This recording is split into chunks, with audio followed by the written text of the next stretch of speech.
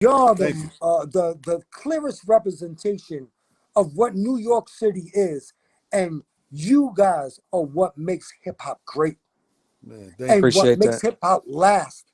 So I salute hip hop and everybody from y'all, the informatives of the information station, as I would say it. Yeah. You know, from you guys having interviews, because without you guys, nobody gets to have the identity of the artist. Continue doing your thing, man. Keep these platforms going. Changing of the hip hop gods. Y'all are the gods. Let's make it happen, y'all.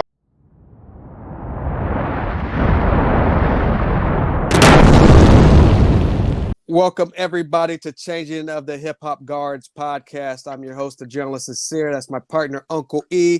And tonight we have the pleasure of speaking with none other than the legendary Digga, the Highs Man. Thank you so much for joining us tonight, Digga. Yes, sir. Thanks for having me once again, man. Absolutely. You know, Go ahead. No, I was gonna say, I already fuck with you, my nigga. The culture, man. You trying to upkeep that shit and keep it at a higher standard. There's not too Absolutely. many of y'all left.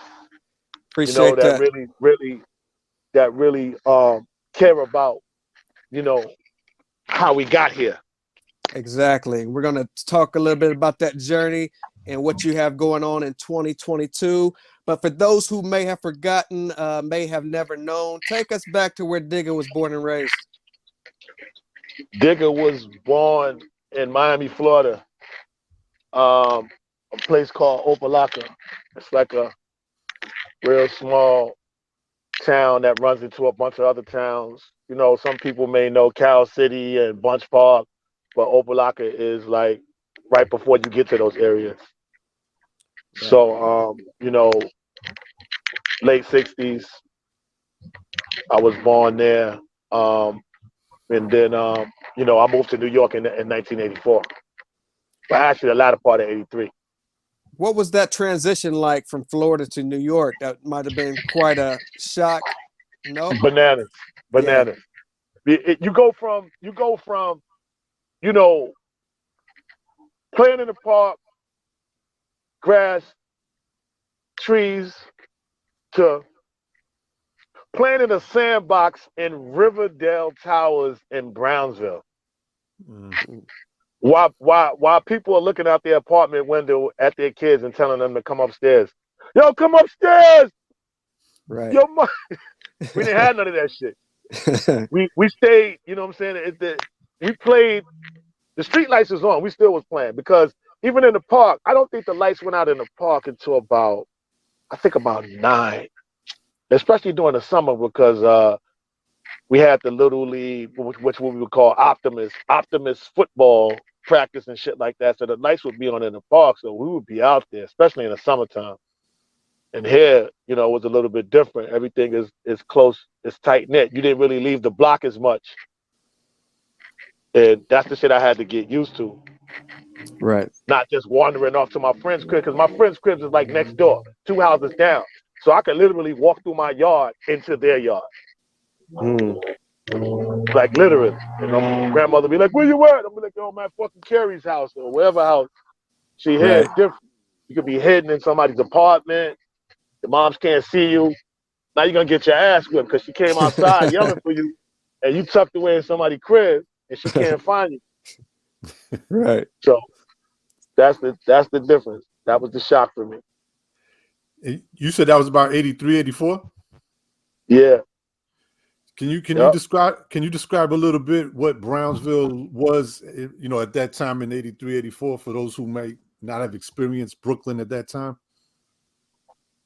Yo, for me, this shit was like a never ending moving group of people. Like we literally live, if people don't know, about Brownsville or Brooklyn, Livonia Avenue, okay, the movie Brooklyn's Finest. Brooklyn's Finest was filmed literally around the corner from where I grew up in that area when I was there living in Brownsville. Tilden houses right behind it. That area over there was always hustle and bustle in Brownsville. It's like always it's always like moving. The sidewalks is always crowded. you know, between Livonia and Blake and all those side streets and Marcus Garvey houses is over there. It's a lot of shit. Rockaway Avenue, you know, there's a lot of shopping and a lot of people moving around. So for me, it was kind of crazy because you didn't see that many people like that down south because everybody's driving. They're in cars. So when you would meet up with a congregation or a bunch of people, it will probably be at a shopping mall or maybe at a park or some shit like that.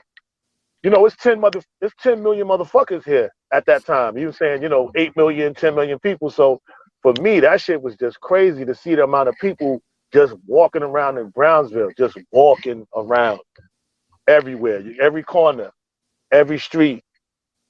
The kids outside, you know, we was playing Skelly. Where I lived at in Riverdale Towers, it was a big ass red strip. And on that red strip, it was like 3 Skelly, I guess, I don't know what you want to call them, game fucking shits, I don't know, mapped out on that red strip. And we used to go there and just fucking just be playing Skelly. But everything in that complex, in that apartment shit, in that project area was hustle and bustle. It was always something going on. People were everywhere. And that shit I wasn't used to, like I said, unless we went to some shit like Disney World or park. You know, in Florida, it's not like that. It's not that many motherfuckers. So this shit was like crazy to me. And this shit was like every day in the summer that people, each section, each building, 365, 465, 440, and 420, each section would have like their own congregation of people near their building. You understand? So if you look over there, you'll see a bunch of cluster of people that's from 420, a bunch of cluster of people that's from 440. Then on the other side, 345 and 365, the same thing. And the red strip split 4 buildings, 2 on this side and 2 on that side. So if you have friends in 365 and 345, you could be over there, no problem and shit like that. For the most part, if you didn't know nobody over there, you stayed on your side of the red strip. I swear to God, that shit was just bugged out. Like you wouldn't even go over there unless you had to. Right. Take us back to your early introduction of hip hop. What was the first thing you seen hip hop wise in Brooklyn?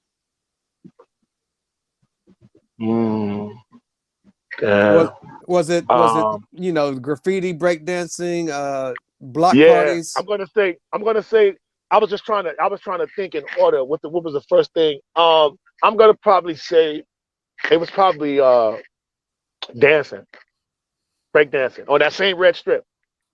Motherfuckers had a cardboard out there. I was intrigued by that shit because in Florida we didn't have hip hop. We didn't have the actual rap music. That shit didn't happen until after I was here. You know, Luke Skywalker didn't bust until after I was already gone. So there was no rap music. There was fucking Casey and the Sunshine Band. There was, you know, shit like that. You know, like Mass Production. We were listening to a lot of that type of music, the shit from California. You know, what's the group? I can't. The group that's the Silvers, the Barge, and then the Barge George Clinton, right? And all of that. That type of shit. And the group that branched off from the Barge that really wasn't the Barge. I can't even think of it right now. Oh, but I know what you're talking about. The song that the I Call Your Name song. I call your name, girl. Whatever group that is, I can't remember. But damn, we were listening to shit like that. So it was a little different, you know. Me coming up here and seeing actual. See, I had a chance to see shit on TV down there, and what was the show back in the days? It was Dance Machine. It was the show that came on down there. The American Bandstand shit came on down there, and then it was something else that we got to see actual people from California and New York and Florida, you know, dancing and shit like that. So I adapted a lot of that shit. Soul Train. Right, and Soul Train. Right. I adapted a lot of that shit and incorporated it into my style of popping. So that was my first introduction to trying to be attached to the culture, was popping with some of my people that was in Brownsville. But I was also in a group. It wasn't really a group, man. We just danced. We just dressed up in fucking like what do you want to call martial art gi? The fucking karate Bruce Lee. We had on gis and shit. And niggas was popping. It wasn't really like a group. We would just dress up in that shit, and niggas go around battling niggas like we was getting ready to come and fucking put on a martial arts display or some shit. That shit was wild as fuck. But I never the fucking ill shit is I never lost a battle. I don't give a fuck what nobody say. Nobody beat me in no battles. If we was to go to Florida right now, and some of the niggas that was still around in Miami, and they'd be like, yo, whoever beat Bo in a battle, they call me Bo. Two reasons. I had bow legs. The other reason, that was the first reason. The second reason, I was sorry as fuck to them at one point. Like I was a receiver that was mad fast but couldn't catch no fucking passes. So at the time, these motherfuckers, the Miami Dolphins had this receiver on their team called Bo Rather. Now you could go look this shit up. This shit is funny as fuck. Like he never played a fucking game. I think he wore like number 84. And the motherfucker, yo, the nigga had glasses on. Like he wore glasses. He had an afro. So my homeboys used to be like, yo, you know what? Not only you Bo because of your bow legs, you're Bo Rather. Yo, you're the sorriest receiver on the planet. So this shit was funny as fuck. Yo, you gotta go and find that shit. You gotta look it up. His name was Bo Rather. Bo Rather. Rather. Bo Rather. B-O. So he was the first Bo. He was the first Bo before Bo Jackson. He played on Miami Dolphins. But just not as good as Bo Jackson, though. Not even fucking close. This nigga sucked. and the ill shit is that made me better. By them calling me Bo Rather, that shit made me mad, yo. Like the nigga, like the motherfucking coach would be like, yo, don't throw it to Bo. He's gonna drop it. Like the shit, yo, I would run past everybody, bro. I swear to God, I was like one of the fastest niggas on the planet. I would run past everybody. They're throwing the ball, just drop the shit. and then you'll hear everybody yelling. You hear everybody go, oh shit, Bo dropped it. So that shit is fucking funny. Until one day, Bo Rather was Bo Rather no more. It was a night game. I'll never forget it. I ran past everybody. They threw the ball, and this shit was hanging up in the lights. Like this shit, like it was up in the lights forever. And I just looked at it, and the shit came down, and the shit just landed right in my hand like a fucking wedding bouquet. Like the shit just said, "Doof." I was like, "Oh, I caught it!" And I just outran everybody. And all the coaches was like, "Yeah, they caught it! Bo caught it!" So this shit had me in tears. And after that, I think I dropped one more pass after that game. I don't think I dropped no more pass. I think like one more. Yeah, they probably celebrated that catch more than they did the game, right? Yo, listen to me. I think we lost that game. They were just more happy that I caught the pass for a touchdown. I think we lost. Everybody was just happy that I caught a pass. It was like, yo, he fucking caught it. That is fucking hilarious, yo. Yeah, I'm definitely gonna look that dude up as soon as we I'm finish. telling you, I'm not making this shit up. Bo Rather, I'm not making this shit up. I would not make it up. No doubt.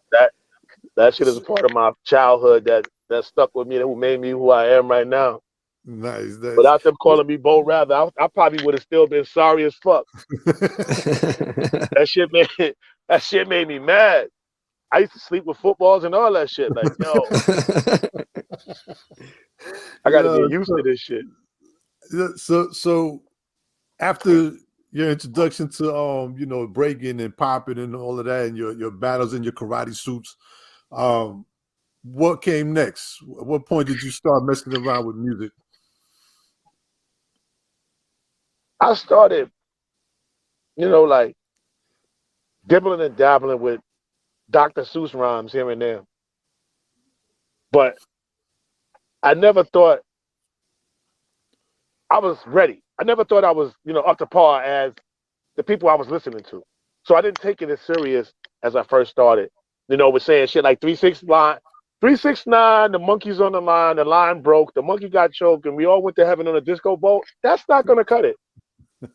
Right. That's not. That wasn't gonna cut it. So at that time, you know,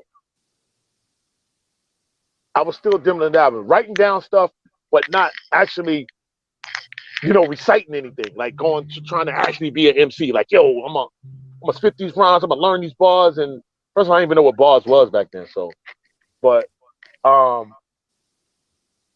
what happened was, as time moved along, I eventually ran into who became my partner for life in Blues Brothers, which was Witch Doc. Rest in peace to my bro, man. I started working at ASCAP, and he was there already. He had been there for maybe like 2 years or so, and we kind of connected through that. And I had started doing demos with my dude Ezo. Big Ezo was Nicky D's DJ back in the days, and he also was the DJ for the Dreadnoughts, a group out of Flatbush. Yeah. So shout out to the Dreadnoughts. Me and Big Ezo right now still making music right now till 2022. But we had started doing demos. He took me to some studio. And you know, you got to understand still, I'm only in New York now at this time. When you talking about 93, I'm only in New York now 10 years at that time. And then I'm only in my new neighborhood at the time for about 9 years in that new neighborhood. So me and Ezo started doing demos about 92 or so, one or two here and there. And I got to listen to it and, you know, seeing how my voice was and all that other shit. But I still wasn't ready. Like I still felt that I wasn't ready. I was more ready to do other shit, like produce and try to get people into other positions because of the people I had met in my travels, which was Ace, which was G-Rap, which was all the people at Cold Chillin'. I got a chance to meet a lot of them people just by hanging around Ace. So in turn, what I did was let Norm show me how to produce. You know, how he started constructing beats. And once I learned how to work on one machine the best of my ability, I start piecing together, you know, beats. I'm not even gonna call them tracks because I call tracks something different. You know, tracks is choruses and, you know, layouts and segment changes. It's a little bit different. You know, I was making beats. So I made my first group of beats, and I started producing for my first artist, which was Sir Essence Don out of Flatbush. He was out of Flatbush too. He was like, to me,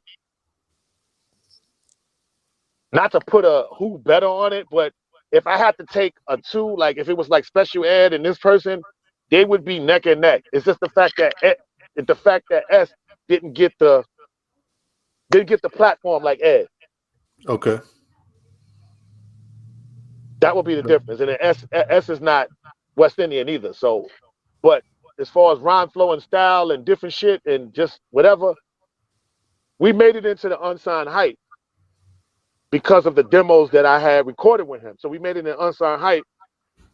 I guess that was like 90, 91, 92, early. And when the Source barely even had, I think we was in Unsigned Hype when the fucking Source magazine wasn't even in color yet. Wow. They had just transitioned from the newsletter, right? Exactly. It could have been that early. That had to have been between like 90 and 92. Wow. Because their first three issues was in black and white. Right. So I think we came in the tail end maybe of within the first 10 to 15 issues of the Source magazine. Wow. That's crazy.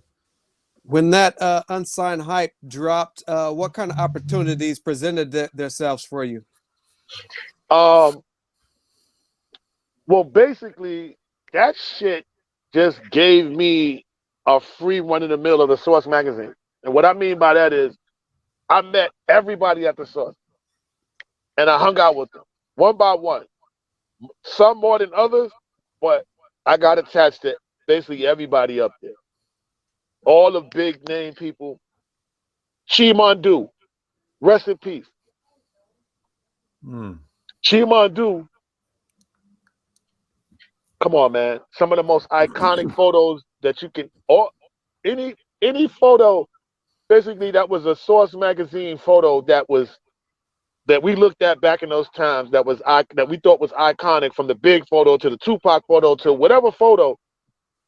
He took that shit. You understand? So me being able to be around these dudes and them accept me, because media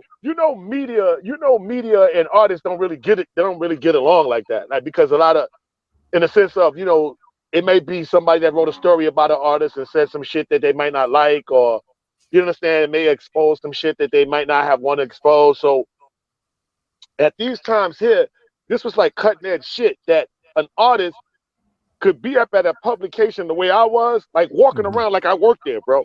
Like dead ass. Like I would be in Matty C's office, chilling in Matty C's office playing beat tapes, 100-minute beat tapes. 100-minute. Back in the days, I used to record on the Denon tapes. Denon. Denon. They had 100-minute tape. Yeah. A lot of people didn't like the whole quarter 100-minute tapes, because the tapes, the minutes go up, the tape gets thinner. So 30 to 60 to 75, because you got to remember, Maxell had 60-minute. They even had 75-minute. Then they had 100-minute. Denon was the only 100-minute tape that didn't pop like that. So I would use that shit. That would be because that was like I think it was some German shit. I'm not really sure, but those didn't pop like if I used 100-minute Maxell or 100-minute TDK. So I know for a fact I was using 100-minute tapes up at Matty C's office, and we'd just be sitting up there listening to shit, and then we'll go on the motherfucking staircase and smoke weed with half of the staff, including Dave Mays, John Schechter. You got to understand the 6 degrees of separation, because John Schechter is later now the owner of Game Records, which I put out my first single. I was the first record on Game. You understand? So all those relationships came from the source. Unbeknownst to me, I didn't know that this was going to happen like this, that I was going to forge friendships and relationships with people that later on that seen me grow from that time, from the unsigned hype to where I was with producing for this person and that person, to now you got a record label and you want me to be your first artist on your record label. Shout out to John Schechter, Shecky Green, making me the first artist on that label on Game. And you got to think about the artists that came behind me. I let it off, but look what was right behind me. Eminem, Royce 5'9", Sean Price, Thurston Howard III. You understand? Thurston, all that shit followed. And I was the motherfucking springboard for all of it. Right. You understand? I'm not going to say nobody would have looked at Game if it wasn't for Flows Is Tight, but Flows Is Tight was a damn good fucking record to lead your label off with. Mm-hmm. To set your label off with a record like that, right? That made other people. I think that made other people be more interested in wanting to work at Game and wanting to put their record out. Right. Shout out to all my label mates at that time that came through that. Was the Blues platform? Was the Blues Brothers ever signed to a particular label? No, Puffy wasn't the signers, but we wasn't fucking with it. We wasn't trying to be a hitman. We was already making hits without being a hitman. We didn't need, and he was trying. He was reaching out to different people. Shout out to all my people at Sheepshead Bay High School, the Sharks. He was reaching out to people I went to high school with that worked for him. That when you got lawyers, I think I had a lawyer call me. Who does that? Ken Marsalis called me and said, "Look, you guys are being difficult." I started laughing. That shit was funny. Lawyers don't call you unless they're involved with you. I had no business with Ken Marsalis, not one. Right. Fuck is you calling me from? How you get my number, first of all? Digga, if you can do us a favor though, and go back just a little bit. So how exactly though when it came to rhyming, Mhm. what exactly was it that made you say I want to rhyme? And then also my second question to that is also when it comes to the beats, you know, what was the first beat that someone heard that said, "Hey, you got to pay attention to this guy right here"? You know what I mean? Like those Um, two moments, what were they? um, I felt, I felt as I started writing more. I wasn't actually recording demos or anything. You know, a lot of them. Like I said, we did a couple. Me and Ezo did a couple and shit. So after I sat back and I listened to those, I could see where my growth was, where I was growing. Okay. And in certain areas, I know I had to improve in. Like I had the wit, I had the humor, I had the punchlines. Now I had to learn how to utilize my voice as an instrument as well on the track. So if I thought about, my voice being a part of the music as well, I was trying to find a way to make my voice not overpower the music. And I thought at the time when I first started shit, me being, I couldn't gauge how much aggression and how much attack I had on, tracks when I was doing my songs at those times. But all that in time growing, you learn. I didn't know. Nobody taught me. Nobody Ace didn't go Yeah. to me and say, yo, don't do this, don't do that, don't do that. Ain't nobody taught me, so I learned. It was trial and error. Okay. So once I figured, you know, I had did a group of demos that I felt was really good. And I played them for Ace. And he was like, yo, look like you ready to, move on to move up into the next step of actually trying to be an artist. So the actual first time now saying, okay, I'm an official artist was Saturday Night Live. Mm. Okay. Saturday Night Live verse, like I said, I didn't even know anything about bars. When 16, 8, 12, whatever, I was just rhyming. Mhm. And um, as far as flow pattern, I didn't really have a distinct one. That's how we came up with, well, it was really me. I was like, yo, my style is like a drunken style. It's like, we look at the karate movies, it's like, Mhm. it's over here, it might be here, it might be, it's off, it's on at that time. Even Trends and Culture made a song off and on. Yeah, yeah, Right. yeah. So after Saturday Night Live is when I felt I was coming into like, I was coming of age. Like, okay, yo, look, I'm gonna try to do something else now. Let me record this, let me record that. So we started recording demos, more demos now. When I was signed to a production company, we started recording more and more and more. And then, I had my own solo song, which was Crazy Drunken Style on the Slaughterhouse album. So even then, I'm still, trying to come into my own, but I was still learning. Still didn't feel that I was a MC or a rapper as of yet. Mm. I still didn't feel that way until maybe after the Slaughterhouse album and then going into the Sitting on Chrome album. Because in between that, I did a couple of records with this label called Brass Recordings. That was a record label that was a subsidiary to Delicious Vinyl. And they had brand new heavies on that label. They had other stuff on that label as well. So I had did a song called Brass. I got the brass, I got the jazz, I kick a rapper's ass, some other shit, and I did Sex, and I did Feel It. And that's when I was like, okay, I think I'm on to something. Right. And before I pass it back to Sincere, though, what about when it comes to your beats? Who, or do you remember, like, who was the first person that heard one of your beats that was like, yo, he got something and wanted to mess with you? You know, how did that come about? Well, that was actually Matty C. That was Matty Nice. C at the Source. He I can't remember the exact words because he's the actual, writer of that column Mm-hmm. of the Unsigned Hype. I can't remember the actual words, but he was like, keep an eye on this guy, on me, and up and coming producer that knows how to put beats together. And the ill shit is that at that time all I did was kind of like reuse something off Lakim Shabazz' album that Mark the 45 King did. I just re-looped it, looped up the drums, and put some type of loop and some other type of sample on top of it. And he thought it was genius. And I thought it was cool, but I didn't think it was, I didn't think it was all that great at that time.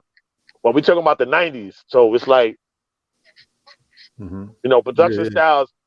It was only but so many production styles. You had a lot of jazz loops, and you had Pete Rock, you had, Premier, Yeah. you had Eddie F, you had, it wasn't that many. Yeah, you understand? And then you had the mixture of now the group of producers, which was, Hit Squad, Bomb Squad, or shit like that. Right. So our style between me and Norm, I kind of like,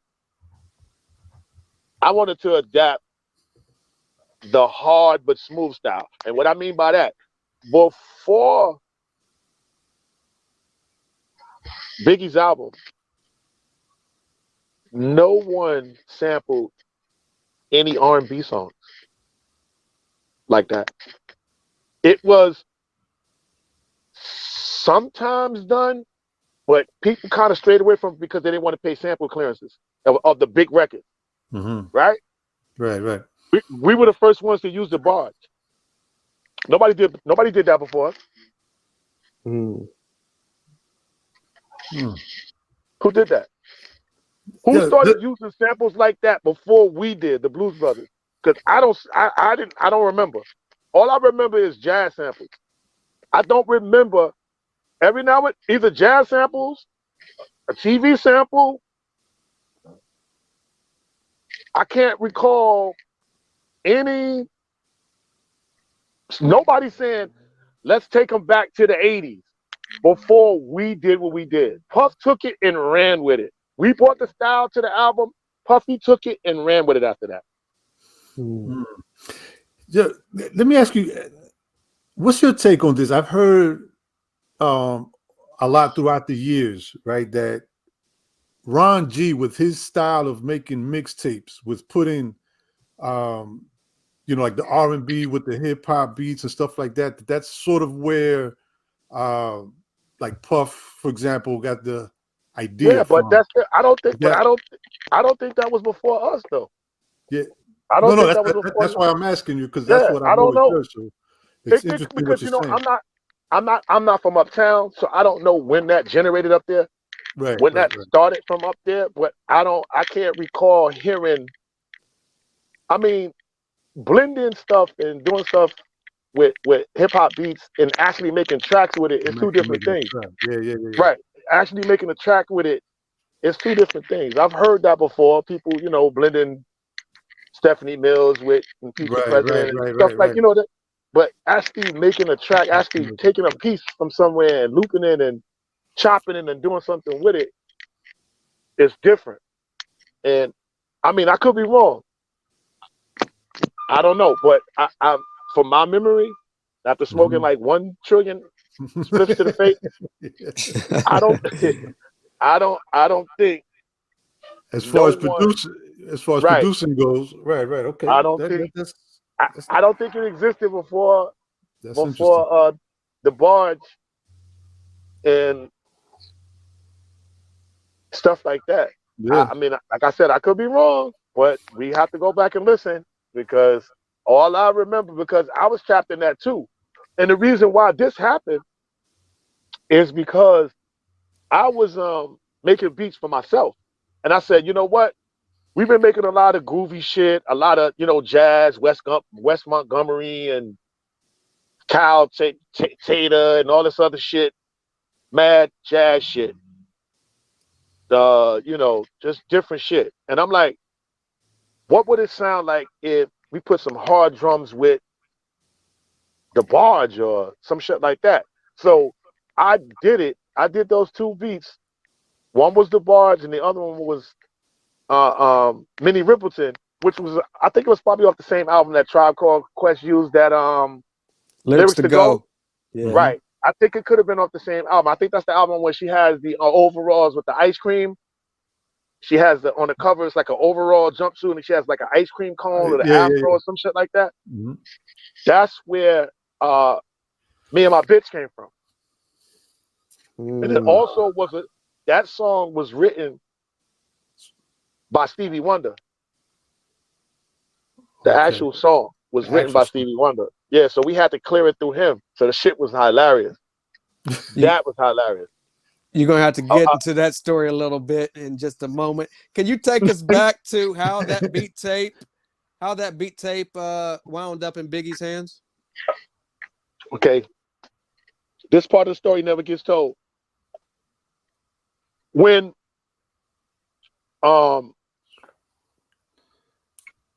we got into Unsigned Hype, Mr. C called Ace, asked Ace for my number. He gives him my number. Mr. C calls me. So, at this time, I'm like, this, C's like a fucking icon. He's like, this is Big Daddy Kane's DJ. So he's he's calling me like, what the fuck is this shit? So he says to me on the phone, verbatim, like this. Yo, you're the only person that I actually know that, that I've seen getting Unsigned Hype. How do you go about getting an Unsigned Hype? So I told him, yo, look, I know the editor. I know the person that runs that column. That's like my dude. We tighter than mosquito pussy. I can help you. Get an Unsigned Hype, whatever. So he's like, yo, I got this artist. Now at the time, I'm not knowing this Biggie. I have no idea who it is. But I'm banking on the fact I'm going to help Mr. C, Kane's DJ, do something. He's asking me to do something. So this is like an honor to me for me to be like, yo, he's calling me to ask him to help him do some shit. So like I said, I didn't even know who it was. So what I did was I called Maddie and I said, yo, Mr. C got this artist. He's trying to get an Unsigned Hype. And the first thing Matt asked me was like, yo, did you hear it? Did you know who? And I told him, yeah, I know. I told him I lied. Basically, I lied to Matt. I lied to him and told him I heard it. I know who it was. So it's good just to push it through because I felt that he probably wasn't going to listen to it right away. And being that it was Mr. C, I wanted him to listen to it. Like, oh, it's Mr. C, man. Listen to the shit. Like, whatever. Because I seen his box of tapes of Unsigned Hype. It's a box he got in his office. A bunch of tapes in that shit. A bunch of tapes. So I didn't want that to hit the tape box. So I told him I knew him. Bomb, bomb, bomb. All right. Long story short, he likes it. Bang. He puts Big in Unsigned Hype. So based on what I told him, he already figures I know Big. Once he found out that Big lives in the neighborhood, in the same neighborhood, Big started coming up to the source like me, like how I was, because they lived in the same neighborhood. So he would go home with Big from the source. So one day he says, yo, I got a tape from your man up here. Big probably don't know what the fuck he talking about. And he plays Big the tape. Big goes, I want those beats. And the two beats was One More Chance and Me and My Bitch. Crazy. Mind you, I told you that I did those for me. Just to soften up how I was writing shit so I could write, not on some real hard aggressive shit. I said, yo, I'm gonna do these shits and I'll probably change my mentality of how I'm writing. So he calls me. Big calls me now. I know how he got my number. He got it from Maddie. Big calls me at my house. Yo, I want those two beats. I told him the shit wasn't finished. His response, I don't care. He said just like that. He said, I don't care. I want them. He gets the two beats. So basically, that was within the first 4 to 5 songs recorded, those are the first in that group. Me and My Bitch and One More Chance. Wow. It was me and Easy Mo B that started recording the first song. It was Blues Brothers and Easy Mo B that started recording the first song so big. I think Easy Mo B was like 3 in already, and then we came and started with those two. Crazy. And then everybody else fell into place after that. So you got to tell us the story about Stevie Wonder clearing that sample. So we up at Bad Boy conference call. They call Stevie Wonder's people. The Stevie Wonder's people call Stevie, puts him on the phone. He said, first of all, the fact that it's fucking Stevie Wonder on a fucking conference call. Fuck everything else. I don't give a fuck about what you're talking about at this point. It's Stevie Wonder on the phone, bro. He says, I don't want no cursing on the song. He said, I don't want no cursing. I don't know Biggie Small, Ziggy Small, I don't know what his name is. I just don't want no cursing on the song. Just like that. I swear to you on everything I love. Yo, I was in tears. He didn't even know his name. He's Biggie Smalls, Ziggy, I don't know, whatever his name is. I just don't want no cursing. Yo, oh shit. So that's why we had to do sort of kind of like a fake rendition of what it was. Chucky Thompson, rest in peace, Chucky Thompson, came in and played, some scale and some different shit. I kept the same drum pattern, but he played some other stuff on top of it that didn't make it Minnie Riperton, but kept it in the same. So that's why the vocals, he didn't have to change anything. So that's basically what happened for the album version. But if anybody got the other versions before it became the album version on the Big Mac tape, then you'll know, you've heard the original version to it. Because the original version to that was on that Big Mac, on the Big Mac cassette tape that he was. Those were the original versions, but by the time the album came out, due to the clearances and everything, we had to change shit. Mm. Now were you involved though when it came time to the changing of it? Nah. I wasn't even there. We heard it after. They sent it to us, and we heard it after. And I was like, yo, it works. It didn't. That I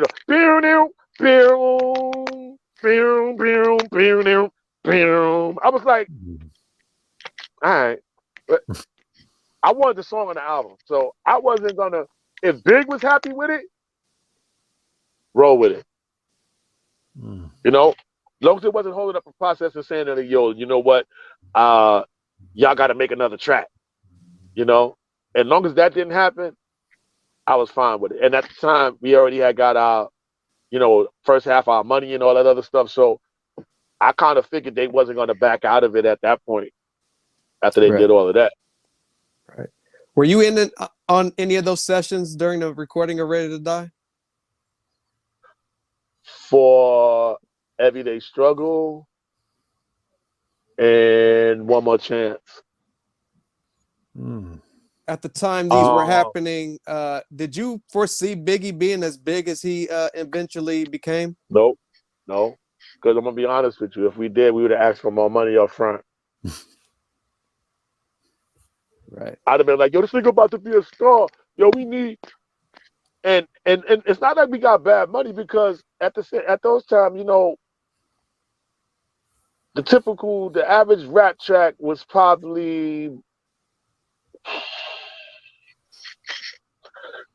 maybe 3,000.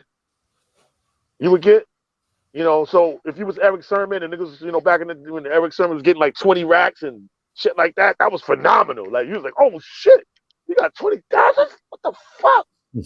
Because rap tracks, it's like 3,500. If you got 5,000 for a hip hop beat, yo, you was caking. So we got 3,500 for all three of them. Like, a piece, 3,500 a piece.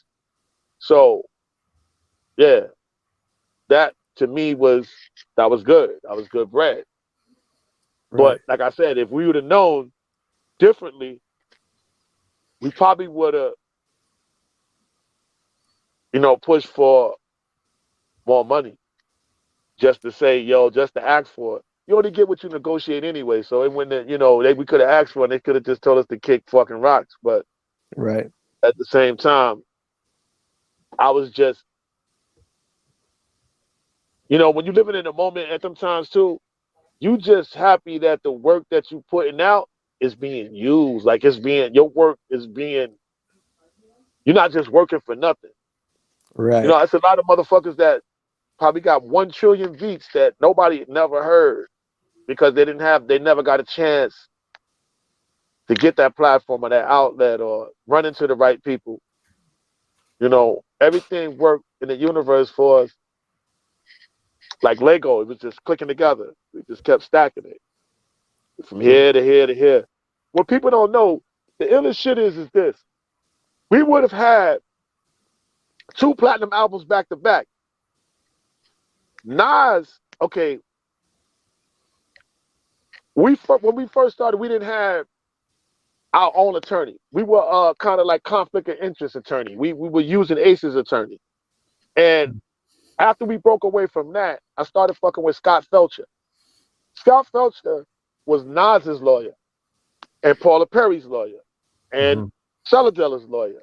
So once we got over there, Scott immediately went into brainstorm. Yo, look, you're doing this stuff with Big. Look, I got Nas. I'm gonna call up Nas.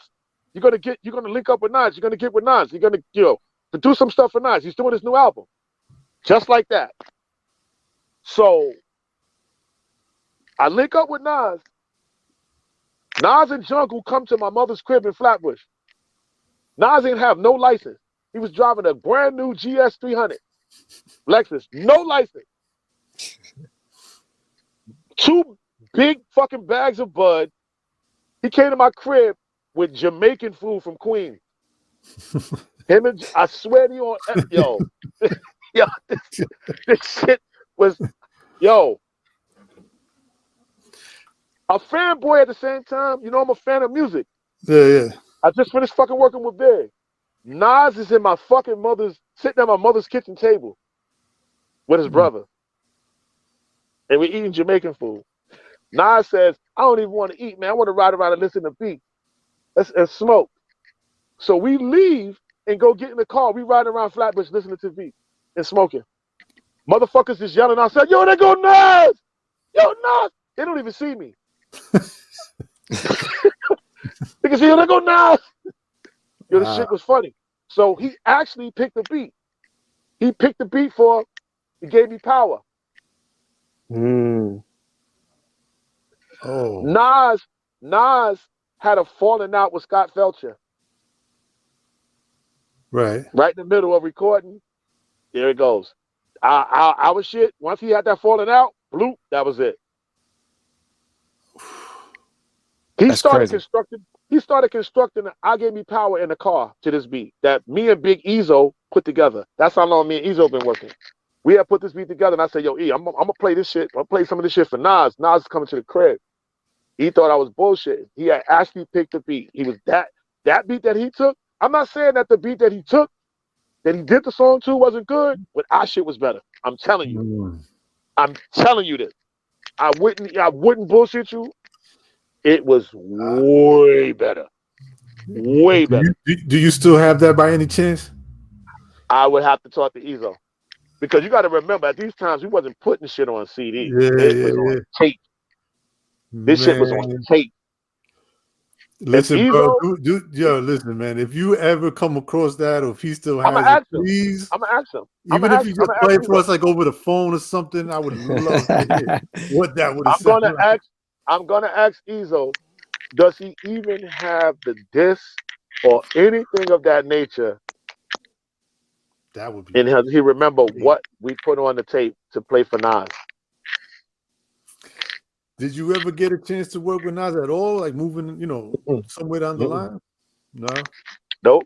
I still do. I got some shit for him right now. It was for me, but I ain't used it yet. It usually shit works out like that. Usually usually when I don't use something Yeah, and somebody else gets it, it works out pretty good. So I might tell Nas, yo, use this shit because I didn't use it yet. For real, for real.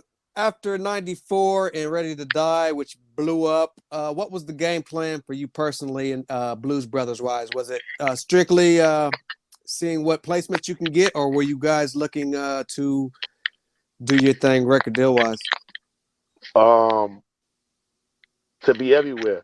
We wanted to be when people flipped over J cards, opened up J cards and flipped over albums, we wanted to see production credit by Blues Brothers everywhere.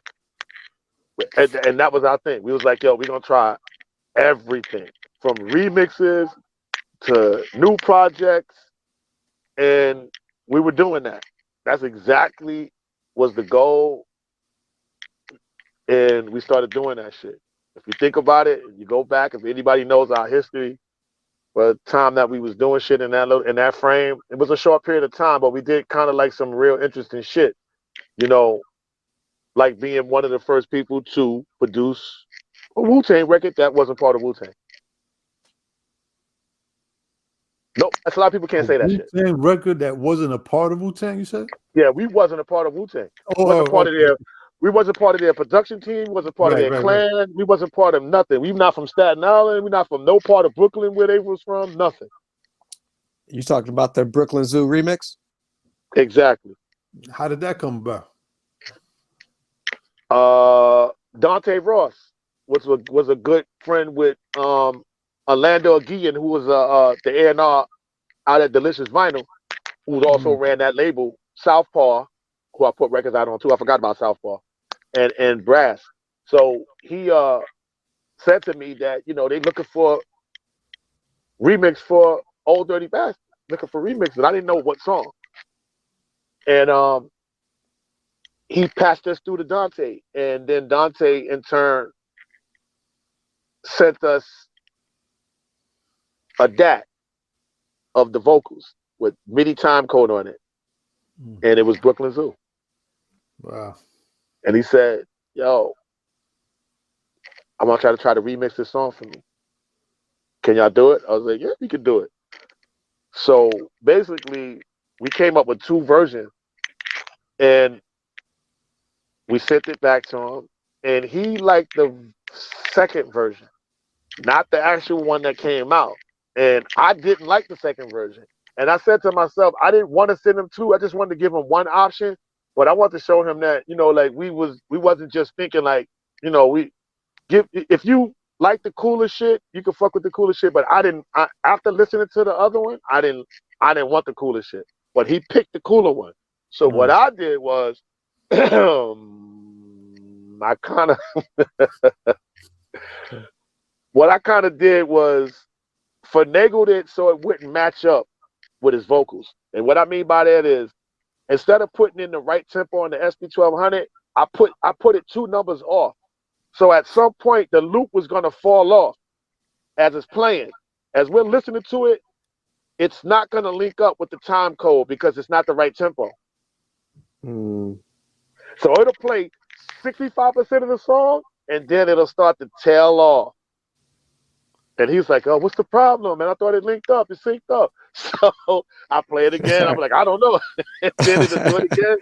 So basically, he just got frustrated. I was like, yo, I think the other one linked up perfectly. I think that one locked in perfectly. I didn't hear it tail off. Like, all right, fuck it. Then just do the other one then. Just do the other one.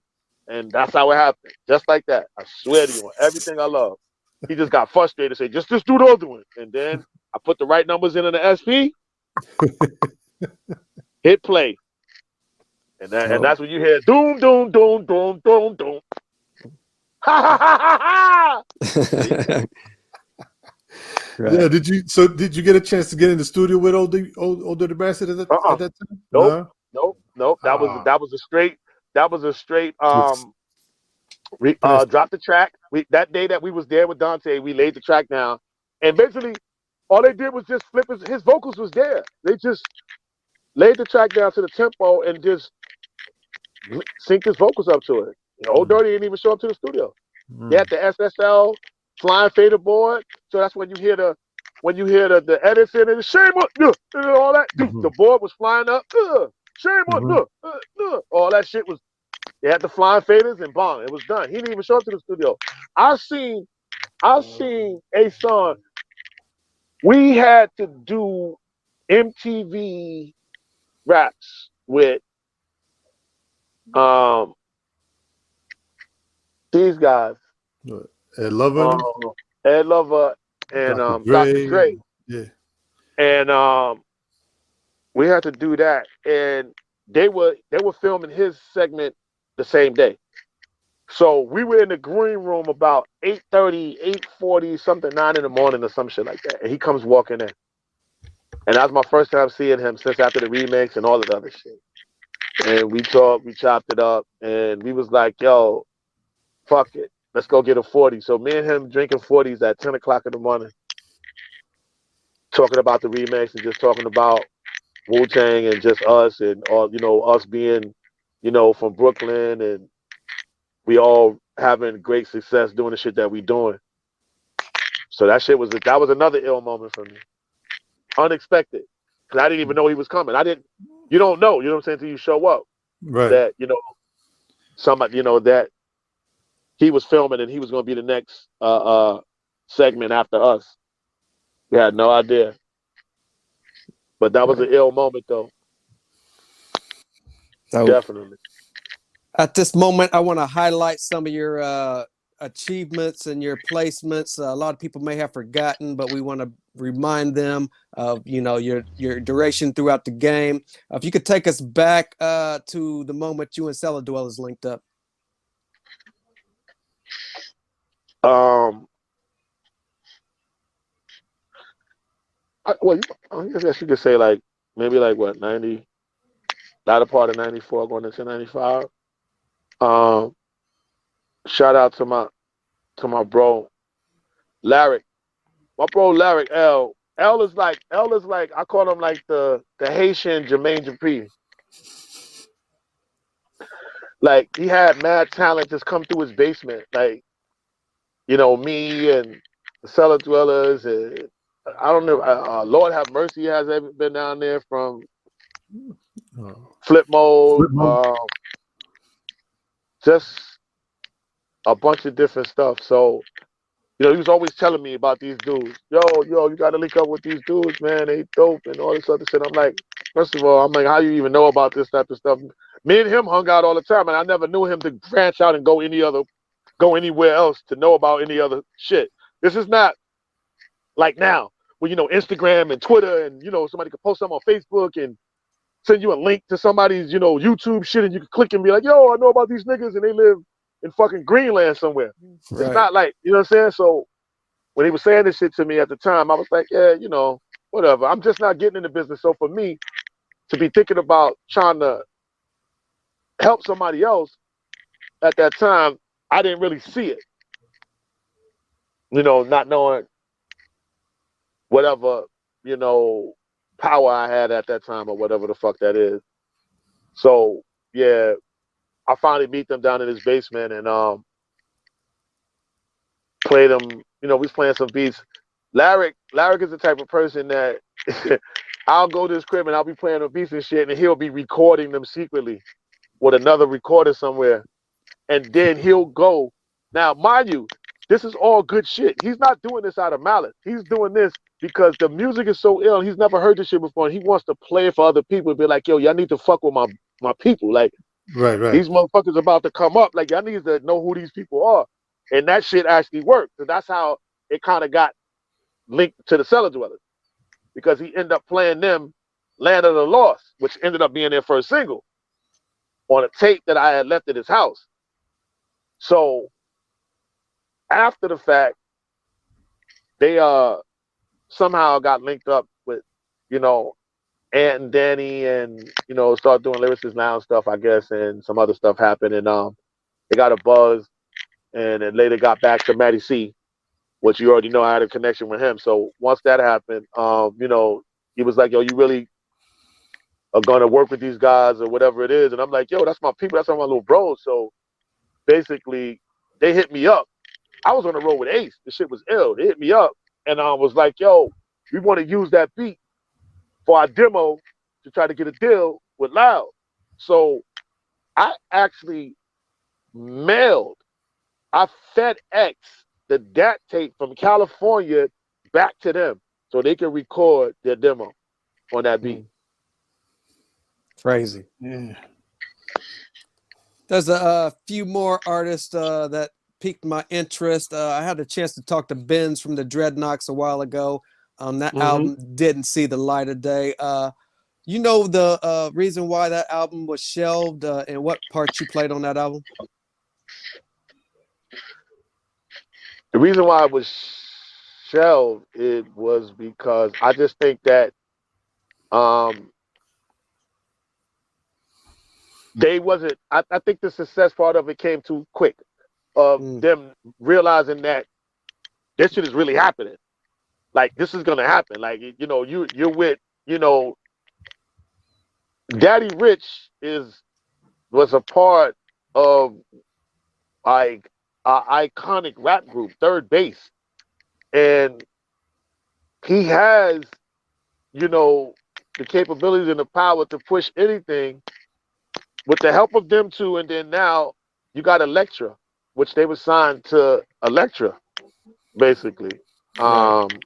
And I just think that it was overwhelming for them, and more overwhelming for Ben.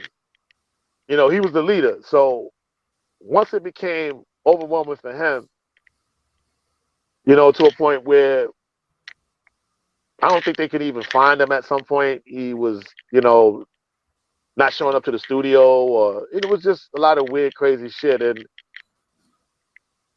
artists were coming around like crazy. There's one artist here, there's another group here. They were all popping up at all different times. So, the label just got frustrated with the shit and was like, yo, we just gonna shelf this shit. Fuck it.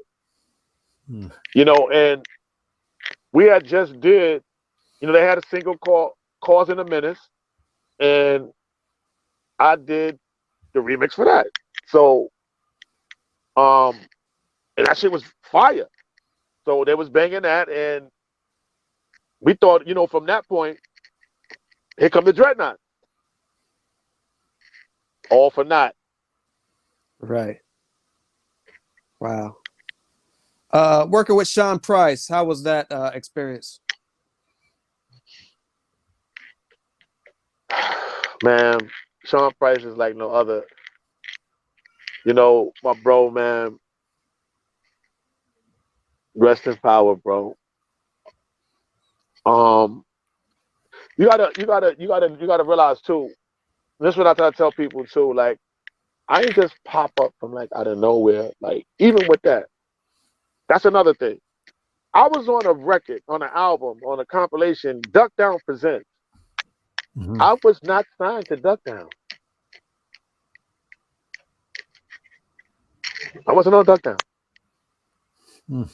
But Buckshot, peace to my brother Buck, called me, gave me a call and said, yo, man, I want you to come down, man, and give me a verse on this record we working on for our album. And I would have did it for free. It's just the fact that me being around people that I listen to and that's really my brothers before I even really got a chance to even talk to any of them and really, really sit down with any of them at that time. It happened after the fact when I came to that studio session. You got to remember, I'm walking in the studio session with nothing but Duck Down artists at D&D. When I walked in there, it was like a culture shock for me. It was like, oh shit. Oh shit. They go Rockness. They go Sean Price. Oh shit. They go Still. Oh shit. They go Buckshot. Oh shit. And it just kept going. You know what I'm saying? So I was like a fucking fanboy at that time still. Like, what the fuck? I'm still a fanboy for my family. That's my family. So I don't even really say I'm a fan. Like, I'm a fan, but it's like, it's different. Like, right. That it's, for me to do that shit and be around them, that's what forged another relationship, to actually have them say, yo, look, man, that shit was dope, man. Like, yo, that verse, yo, you killed it. So for them to say that shit, they didn't have to say that. They could have just been like, yo, whatever. Buck could have just handed me my little $500 check and just kicked me out the studio. You know, like fuck, whatever. But it wasn't. It wasn't nothing like that. So, from there I started coming around and hanging around, and then we started seeing each other on the road. We started crossing paths on the road out of San Francisco. We doing shows with each other and just different shit. So it just formed a bond that was more than just music. What me and Rockness and Price already with Buck, because we had a business relationship too as well. But Price, we both under the same zodiac sign, Pisces and shit. So we kind of think similar. So I would go to his crib and just, sit at his kitchen table, man, and listen to all the new shit.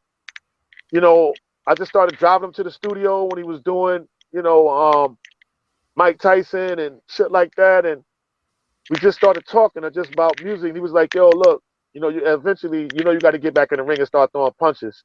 And I know what that meant, like, yo, nigga, start recording. Like, what the fuck are you doing? Like what the fuck are you doing? Right. Like, you got music, you got all the fucking rhymes in the world. Like, what are you doing with yourself? We used to be not arguing, but like, he used to be getting in my ass, pause, about me not, doing shit. Like, why are you not doing shit? So, that kind of put the fire under me for me to do the Blood album that I released in 2015, which was First Bake. Those conversations led to that, because he had went on his tour, and I told him, I said, by the time you come back, I'm gonna be finished with this Blood album. And when he came back, I was finished with it. And we sat at his table, and I played it for him. And he was like, yo, I'll never forget this shit. He was like, yo, B. He was calling Bernie down. He said, yo, B, this nigga rapping. Yo, this nigga rapping. Yo, you hear this nigga? This nigga's rapping. Yo, this shit was funny. He's like, yo, rewind that. This nigga's rapping. Yo, B, you hear this shit? So, yeah, that made me really, channel in more and focus in more and try to be the best artist I could be without the bullshit. Did you get a chance to see Sean Price like actually get busy in the booth when he was recording? Yeah, I was with him. I was at the studio with him almost all the time. Every night. Every time he had to go, when he was recording out in Queens, he was recording at a studio, a Goblin studio out in Queens. I took him there. I was there with him every night. Every night. Was he as funny as we all get? Like what we see. Was he always like that? It's even worse than that. Yeah. You're getting the toned down version. He's more funny around families. He's more guarded around people we don't really know. So he's not going to get every single thing. We get everything. Everything. Yeah. In the bathroom before he got to do vocals with no toilet paper, talking about, yo, I got a shit. Yo, ain't no toilet paper? What the fuck, yo? All that shit. We getting all of that. So people don't understand. It's way deeper than music. The rap part is the fun part. When we get on stage and talk that shit, that's the fun part. All the other shit is, I look at that as like hard work. But it also, recording process, it helps you master your craft.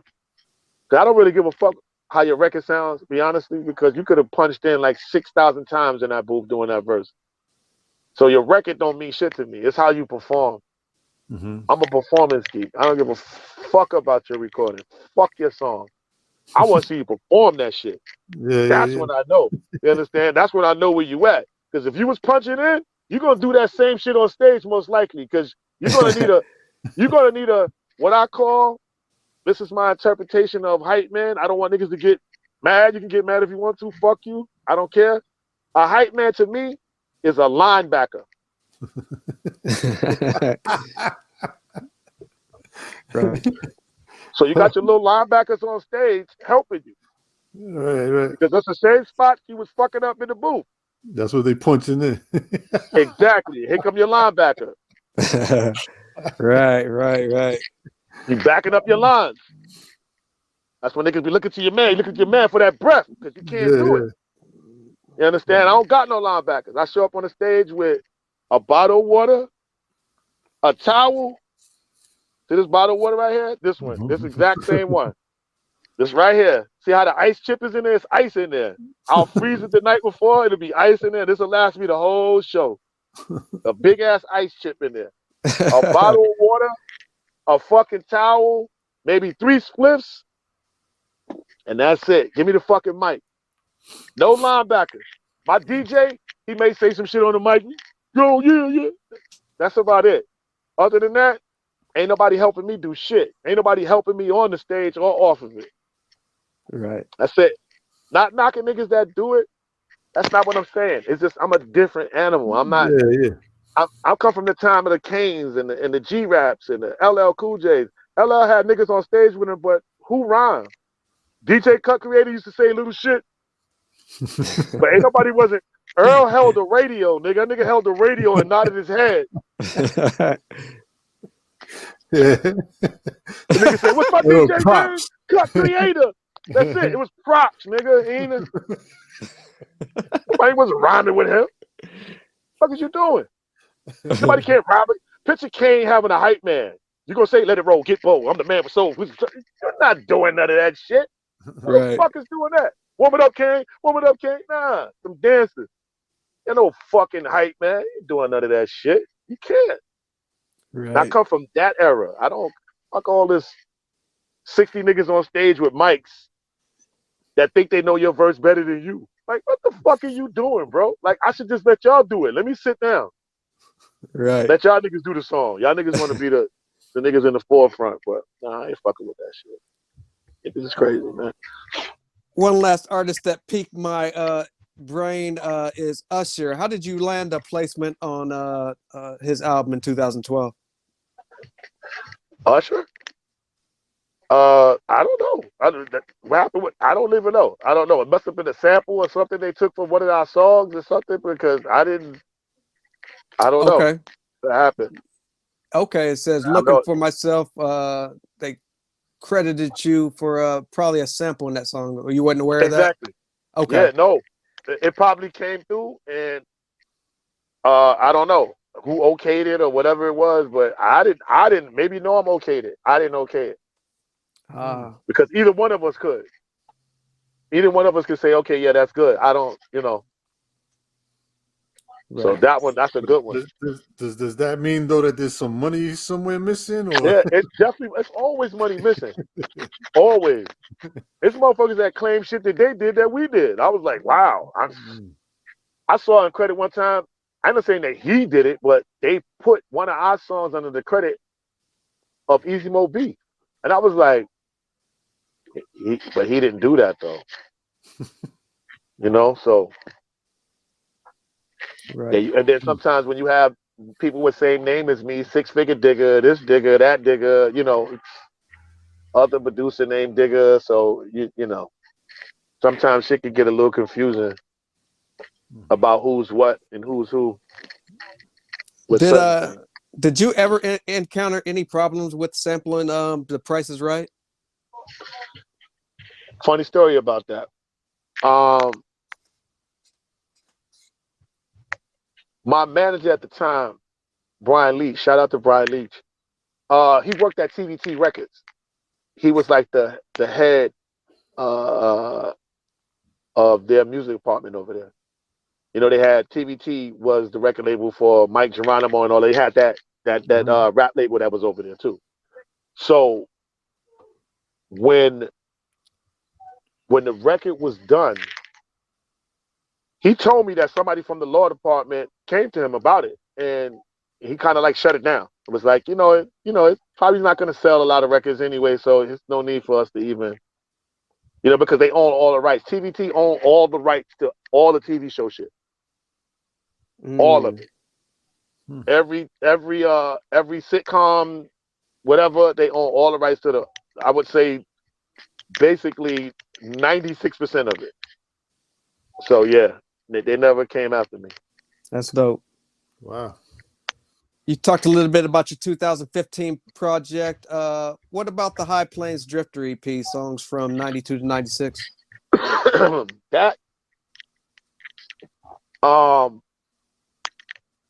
Those basically were songs that I started recording when I was putting the album together for Big B. So when I got signed to Big B in '95, those were some of those songs that I started putting together that I was starting to work on. Not saying I was going to keep them or anything like that, but those were some of the first ones I was rolling out. And once they fucking started fucking with Ace, they signed Ace to the label. And I was like, come on, man, I'm trying to get away from this nigga and y'all bring him over here. Like, we're not a fucking family. Like, fuck did y'all bring him over here for? Like, I came to start my own shit, you know. I'm breaking away from the INC. This is me now. Why would y'all bring this nigga over here? Like, we trying to form a family again. Like, come on, man, get the fuck out of here. So basically, I stopped recording. I got pissed off. I had all my money already. They had gave me, I had an all-in budget because I'm producing an album. So they gave me like about $200 and maybe $50,000 to record the album. Come on, man. You already knew I wasn't recording. It wasn't I'm going to use the $250,000 of recording budget. Yeah, get the fuck out of here. Not me. Right. That wasn't happening. I was me and Norm was gonna split that money in the sense of I probably would have gave Norm, but if I said recording was gonna be 100,000, I'd have gave Norm like 65,000 and been like, yo, chill. Straight up, gave him $65,000 cash, yo, chill. Get all your credits, put get all your publishing, all that, BMI, be good, and just say and do it like that. But like I said, after we did that shit and Ace came over there, I just stopped recording. So whatever I had, I had all the reels, I had everything because basically I was in charge of it. You know, usually your record label was paying for your studio time. They got a running tab with the studio. You know, they pay them when they want to, but all I had to do is pay the studio and my reels get released. So once I paid the studio my bill, I took all my reels, I had them in my house. So I got approached by my brothers, Apathy, Self-Titled had a situation with one of his dudes. They were putting out records and nostalgic shit and shit like that. And so basically I was like, yo, what up? I got some shit. And they just like, yo, let's put it out. We had to actually take the reels and go through this process and procedure called baking the reels because they were so fucking old. You know, like they were old from the time, like almost 10 years old or more at that time. Right. So, some of them not all of them had to get baked, but some of them were in the process of, if you played it too much, that tape was going to pop. So they had to bake them and transfer all the songs and shit onto something else. And that's how the High Plains Drifter EP came up. I just thought of something. I was watching Clint Eastwood one night. I mean, I'm a TV nigga, so. No doubt. But it was really a play on words because I smoke a lot of weed and I could be anywhere. I drift from here to here and I go all over the place. So that's basically what it was. It was really a play on words. No doubt.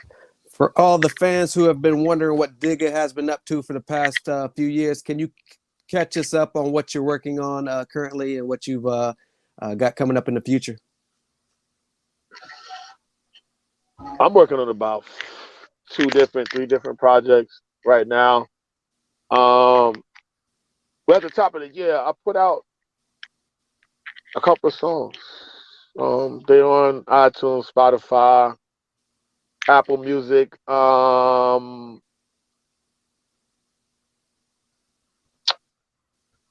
trying to see. I put out 2 on 420.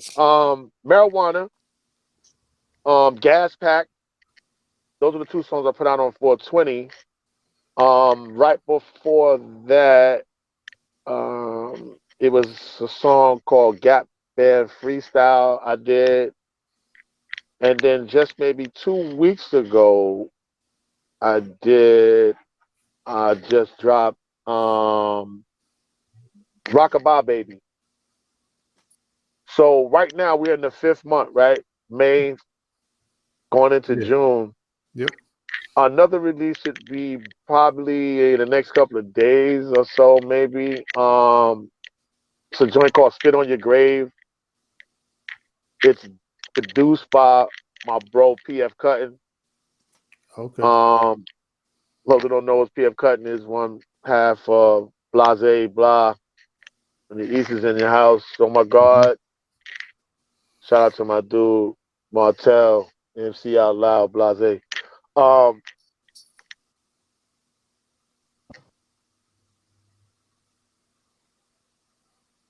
What else? The EP I'm putting together, I got two. One, I'm doing with my man Big Ezo, and it's called Snap. We got 5 songs on that. And then one I started recording a couple of years back, and I'm finally gonna finish it up. It's called Rap Illustrated. So I'm gonna make it sort of kind of like like the Sports Illustrated magazine. Mm. We talk about rap illustrations of just different things of things that you can vision, things that you can see, but through words. Right. So Rap Illustrated. I'm gonna put together the best of 420 songs by me soon, which will probably be. I have more 420 songs than people can imagine. Actually, I probably have more songs, more actual weed songs, not referencing weed, actual weed songs, like everything about weed, than actual probably Snoop. Like Snoop reference weed. Reference and actual songs about weed is 2 different things. Like, Right. you understand? I have like about 10 to 11 weed songs, all about weed. Like, so yeah, I'm gonna do a best of with that, and I still got a couple of more I got to do. I'm always coming up with those. It's just funny shit for me to do. Right. All of these things are happening simultaneously right now. All these things are happening. I'm recording all of these things right now at PS, and we're almost done with a lot of it. I'm really happy about this song called "Not a Love Song." It's this song that loosely talk about the shit that goes on in my household, and the shit is kind of funny. I'm rapping over Billy Idol. Eyes are not a face.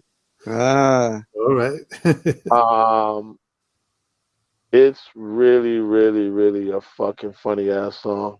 What keeps Digga inspired? Like what keeps or what brings you that feeling? You know what I mean? That hip hop feeling. What keeps you in that mode? Knowing that it's still a void of music that can still be given to people that they're missing. And I know that I have that link. I have that key that I could just possibly unlock some of that shit. So it makes me always think of the next shit that I can do. Like, what's the next funniest, wittiest line? What's the next hardest track that somebody probably wouldn't rhyme on that I could take and use? Like, for instance, my dude, Five Diggy, did this song called Heat Miser, right? On my EP, I did it on the Bud EP, I did a song called Mr. Green. It's the same fucking sample. But he did it another way that I made a whole nother song with it. If anybody ever heard Mr. Green, you would understand what I'm talking about. A lot of people can rap, a lot of people can make songs. I'm not trying to be funny. I don't make songs for niggas. I don't make songs for black people. I make songs for white people and women and kids. Like, for real. I don't make songs for niggas. These are not nigga songs. This is not a nigga song right here. Any other avenues outside of music that Digga is exploring, like your own weed line? What's going on with that situation? All of that. Like I said, I'm about to have my own. I got my own table, my first table. I'm doing a pop up shop in Brownsville on this Saturday, Brooklyn. Yeah, the weed line, strains and bongs and pipes and shirts. Shout out to my people over at Stone Family, my dude Alex. Shout out to Peacemakers. I got my bongs and pipes. My nigga Haas. That's the next thing, the branding part of it. Like, I never really invested in that part of it. now I feel that's the next step. Like, you know, all the music part, I think I got that pretty much up to speed. So now let me start bringing the other stuff to infuse and be cohesive with that. But I thought the music part to me was the first thing. Right. Because that's what I am. I can't talk without that. Like, you know, people, you know, I could have all the merchandise in the world, but my music is what's going to drive that. It's not going to be the other way around. The merchandise is not going to drive the music. The music is going to drive the merchandise. Right. I lead with the music first. Like, yo, look, you fuck with this, now fuck on my shirt and my hat. And Right. you understand? So Right.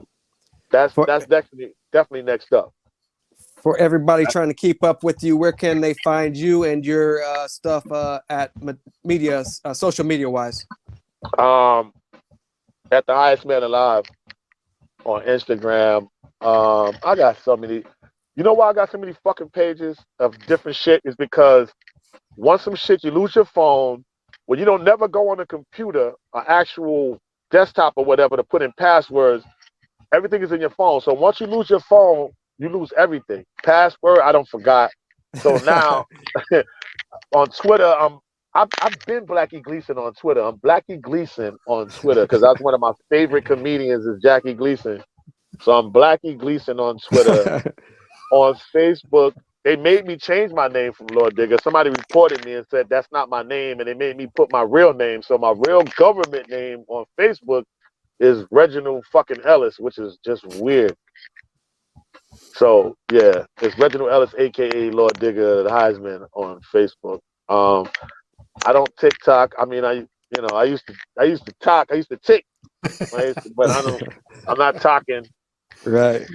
I used to have some tick moves and shit, but no talk. No doubt. That's Digga, about it. Dig, I want to thank you so much for everything you've done for the culture. Join us this evening. We got one last question for you before we get out of here. So, Digga, hip hop is getting ready to turn 50 years old, man. What's your take? How do you feel about that? And, you know, any thoughts on hip hop turning 50? Personally, I think it's already 50. I mean, I think, I mean, the date that we had, which was like, what, 73 or whatever it was, it's supposed to be, or Right. 72. Yeah. I think it was before that, personally, because it started somewhere else. But, you know, this is the date that existed here with us. So, yeah, in the 50 years, I mean, I think that for the most part, you know, the culture is it's held on pretty good, man. The culture vulture's been trying really hard to change it into something else and fuck it up and, you know, group everything together. The day that they called Usher a hip hop artist, that shit was funny as hell. You know, the music that's out that they're trying to group in and say that it's hip hop, you know, drill music or whatever that shit is, whatever the fuck that other style of music is, that's a whole nother style. I don't consider that hip hop. But for the most part, you know, the people that were the foundation of it, outside of our older elders, brothers like Busy B and Grandmaster Caz and people like that, and Cool Herc and Grandmaster Flash and all of those, still the best artists are still, to me, like, you know, like 40 and older. Mm-hmm. Like, I'm not knocking the younger niggas, but I don't think they pay enough homage to the people that came before them, like how we did. Like, we didn't try to overtake nobody in the 90s. Like, the people that was before us, we wasn't trying to overtake LL. We wasn't trying to overtake Slick Rick. We wasn't trying to, you understand? Like, forget about them. Yo, them the old heads. You understand? Like, we didn't do that. And this generation, if it wasn't for people like you understand? Like y'all, we wouldn't have half of the shit that we have right now because it'll be all fucked up because of the culture vultures that fucked it up. So the 50 years of us, you know, of this culture being what it is, I think for the most part, it has taken some hits, you know, like a fucking aircraft. If an aircraft been out there flying for 50 years, it's gonna have some dents on it. It's taking some hits, but for the most part, I think I'm happy with, you know, 50 years of our culture. I don't know where it's actually gonna go now, but I'm trying to keep it on course with, you know, some of the same elements that got us loving what the music is all about. Doesn't matter about the age. If people going on this age shit, yo, you're too old, you're too drunk, you get a certain age, you can't do this, you can't do that. Yeah, eat a dick. What is he talking about? Like, I'll outperform niggas. I'll stand on stage for hours or more performing with songs you never heard in your life. But when you leave there, you're gonna be like, yo, you got some shit, yo. I guarantee you that. So all that age shit, kick rocks with that. No doubt. That shit is, come on, the fuck out of here. But said, yeah, like I said, the 50 years, I'm happy. I'm happy. I'm not sad. I'm definitely not sad because I see, you know, it's some people, like I said, they, you know, like yourself, y'all trying to keep us where we need to be and let people know that really, really, really put their heart and soul into this shit. And they just Absolutely. pop up from out of nowhere and just said, you know, one day I want to be a rapper. One day I want to be a producer. My mother ain't buy me one piece of equipment. Not one. I was a platinum producer with not one piece of equipment. I ain't have a SP. I ain't have a 950. I ain't have shit. I went to everybody else's crib and produced and took my disc with me. I swear to God, I ain't never had not one machine in my crib ever. Wow. Not one. I never went in my basement and made a beat. I went to everybody else's crib. Ezo house, Noam house, whoever else house. David Bright. I don't know if you know who Dave Bright is. Dave Bright is from this group called Vertical Hole that Angie Stone was in. That was her boyfriend at the time. I used to go to their house in Jersey City and sleep on their fucking floor while Dave Bright showed me how to use the S1100 at the time because that was a stereo sampler. I swear to God, NGB. true fucking story. Facts. NGB, Straight up. huh? Nice, Yup. nice. That's crazy. Wow. Angie B, one of the first fucking original female fucking rappers. Female MC, Angie B. yeah. Exactly. Yeah, Her what, house. what was it? On her NGB, fucking floor. Goldie. And you want to get a 6 degrees of separation? Here we go. Big Ezo, that's his fucking cousin. Crazy. Oh, wow. Bang. And I didn't even know that. He tells me this later. Yo, you know Angie Stone, my cousin, right? Get the fuck out of here. Why the fuck we ain't have us singing on my records, nigga? So man, you guys probably know Little Ronnie C also, right? That she used to be married to. Yeah. From Double Trouble. Yeah. Yeah. Wow, that's crazy. Yeah, listen, Digga, one more thing before we go. Any hip hop artist from whatever generation that you haven't worked with that's on your bucket list or that you would love to work with, who would that be?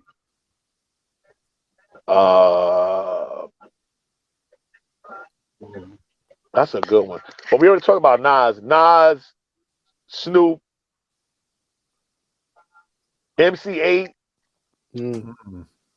Scarface, LL, and Kane. Damn, I could see you and Kane. I mean, any one that you just mentioned, but you and Kane, that would be ill. Yeah. That would be ill. Yeah. I fuck with that right there. To me, if I could do any of that, I would like to do all of it. I don't actually have to be on a song with them, but that would be the ultimate shit. But just a beat that I picked out for them, that I said, yo, this shit is for you. Like you do. Yeah. And they turn it into some magical shit, and I'll be like, it's exactly what I fucking thought it would be. So I don't even have to rhyme with it.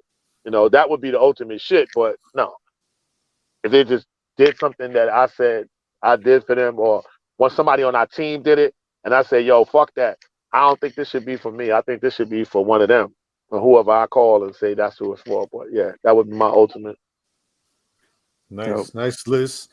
Man, Digga, thank you on behalf of myself and Journal Sincere, changing of the hip hop guards, for everything you've done in hip hop, in music, period. Man, you've given us a lot of stuff to rock out to, theme music, and you're still doing it now, man. Thank you very much, man. We really appreciate you. I think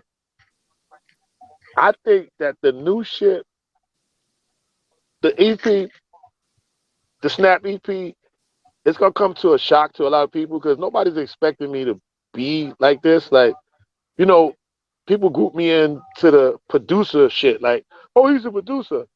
But that shit is cool. But I be rhyming, bro, for real. Like No I rhyme doubt. for real. Like this is not just some shit. Ain't nobody writing for me. No knock on Dr. Dre and the people that have people writing for them. Nobody writes for me. This is shit that I come up with on my own. So yeah, I be rhyming for real. But that was just a little preview. That right there is gonna be on the Snap EP.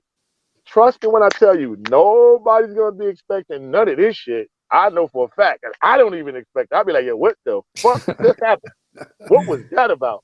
I straight cheese, and I'm not. And the thing is, this music is not being passed to people that are yes men. I got Ezo. He's producing all of these tracks. This is his music. He's not gonna let me just do anything. He'd be like, nah, son, you gotta do that shit over. Or nah, I don't like that. He'll straight cheese. So I'm not just doing this shit and just going, yo, this is what it is, and we're gonna put it out. Oh hell nah. Nah. I'm under extreme pressure. I'm under pressure from Ezo, and I'm recording with PF Cutton. He's sitting right there. He's listening to everything. He has a radio station. Yeah. You understand? So he's playing all type of different records. He's gonna tell me right then and there, this is not worthy. Do you think I want to hear that from him? Right. So you know the fucking pressure I'm under when I'm in the studio? I got Ezo in one ear, PF in the other ear. And then there's me, the worst critic of all. So what the fuck you think I'm gonna put out? Some bullshit product? Nah, bruh. Nah, that's not gonna happen. Y'all could if people could think so. Nah, I beg to differ. You've come a long way from them days of Bo Rather, man. Oh yeah. Well, rather, I ain't dropping no passes no more. I'm catching everything. I caught COVID twice. Maybe you should have channeled Bo Rather. Nah. That was a joke. That was a joke. That's my next venture. My stand-up comedy shit. That's another thing. I already did 2 shows. Shout out to my sister Queen Y. She be bringing me on her platform, and she let me do like 5 minutes and shit because I only got like 5 minutes worth of jokes. I got to keep building until I get to like 10 and 15. After about 5 minutes, I'm gonna get booed. They're gonna be like, boo. I was gonna say, don't fall in that category like T.I., man. Nah, see, T.I. didn't know when to stop. You got to know when to stop trying to be funny. T.I.'s not funny at all. There's nothing funny about him. Like, you get together with Positive K, man. Y'all Brooklyn cats. Yeah, see, that's something totally different. I need to get together with K. Shout out to Positive K. But T.I.'s not funny, bro. He's not. So it's nothing. T.I. should see why he's not funny. It's not. It's not. And I tell him to his face. It's not funny. His kids are funnier than him. Hey, he's not funny. But anyway. Yo, I love you guys, man. Love you too. Appreciate you, big bro. Man, anything you Digga. need, we are here. Yo, This has been Changing of the Hip Hop definitely. Guards podcast. I'm your host, the journalist Sincere. That's my partner, Uncle E, and that has been the legendary Digga. Thank you so much, Digga. Us and me and Foster want to thank you. It's a wrap, mate. All right. Peace, y'all. All right. Thanks so much. Yes, bro.